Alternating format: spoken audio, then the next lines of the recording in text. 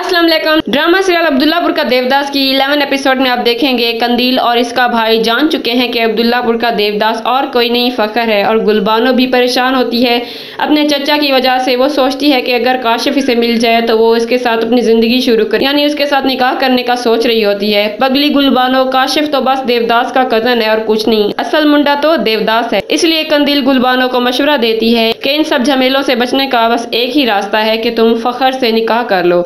लेकिन गुलबानो इतनी तैश में आ जाती है और कंदील को कहती है कि तुम होश में तो हो, मैं इस गुंडे आवारा लड़के के साथ कैसे शादी कर लूं, तुम्हारा दिमाग तो खराब नहीं हो गया। कंदील अपनी जगह ठीक है, वो जानती है फखर की हकीकत, लेकिन गुलबानो तो काशिफ को ही अपना सब कुछ समझती है। कंदील गुलबानो को बताती है अगर तुम्हारा काशिफ तुम्हारे साथ सिंसियर होता तो यूं भाग खड़ा ना होता। सोचो वो तुमसे लाजमी कुछ न कुछ छुपा रहा है, इसलिए वो खुद भी छुप कर बैठ गया है। कंदील गुलबानो से कहती है कि तुम्हें तुम्हारे चचा और पागल कजन से बस एक ही शख्स बचा सकता है और वो है फखर। उसने पहले भी तुम्हें तुम्हारे चचा और पागल कजन से बचाया, तुम्हारा बहुत साथ दिया, तुम्हारा ख्याल रखा। मेरा मशवरा यही होगा तुमसे कि तुम इससे निकाह कर लो। गुलबानो कंदील की बातों पर गौर फिक्र करती है लेकिन आखिरकार मान ही जाती है और फखर से निकाह करने के लिए राजी हो जाती है। फखर बहुत खुश होता है, इसके मन में लड्डू फूट रहे होते हैं। इसको इस घड़ी का बेसब्री से इंतजार होता है कि आखिरकार गुलबानो से शादी कर रहा है। खुशी की इंतहा नहीं होती फखर की, लेकिन गुलबानो ये सोचती है कि मैं अपने देवदास को छोड़कर कैसे किसी और के साथ निकाह कर सकती हूँ। वो इस सोच की